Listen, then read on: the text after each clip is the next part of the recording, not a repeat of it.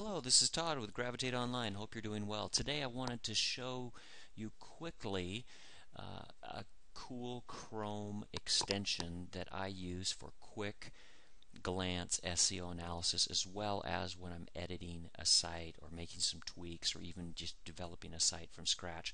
And it is right up here at the top. It is the Web Developer extension. Many of you are probably familiar with Firebug. I like to use Firebug, but I also like this Web Developer extension as well. And I've got some previous posts about Firebug, but today I want to talk about Web Developer. So if you come into the Chrome extension store and do a search for Web Developer, you can download this extension for free. It was created by Chris Pettigrew, and he has a nice developer website where he gives you good tutorials and how-tos and updates and things like that. And so I really enjoy it.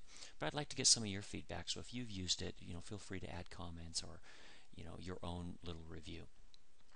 But let's show you a few features for both SEO and web development and see if it's something that you'll like. So to activate the extension once it's installed is just come up here into your menu bar and click up on the web developer icon, and it shows you these nice features that you have at your disposal, all the way from CSS, forms, images, information, miscellaneous. So you've got all these tabs here that you can toggle through to activate different features and present different features for you.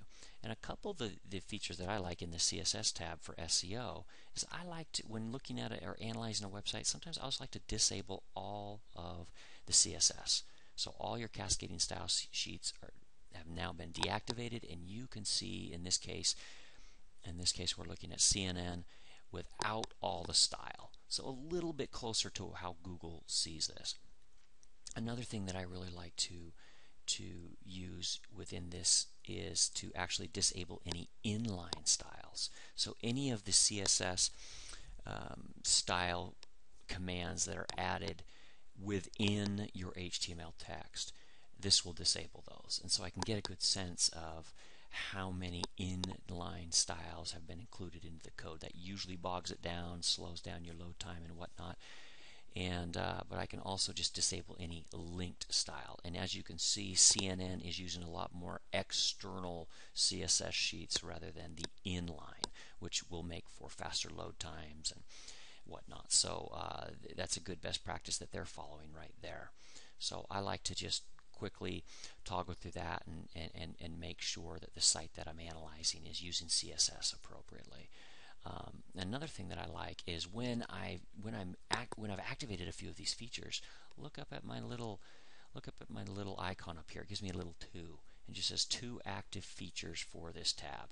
So if something looks funky on the page, I know, oh, I've got some features that have been activated. So I can just disable those and I'm in good shape.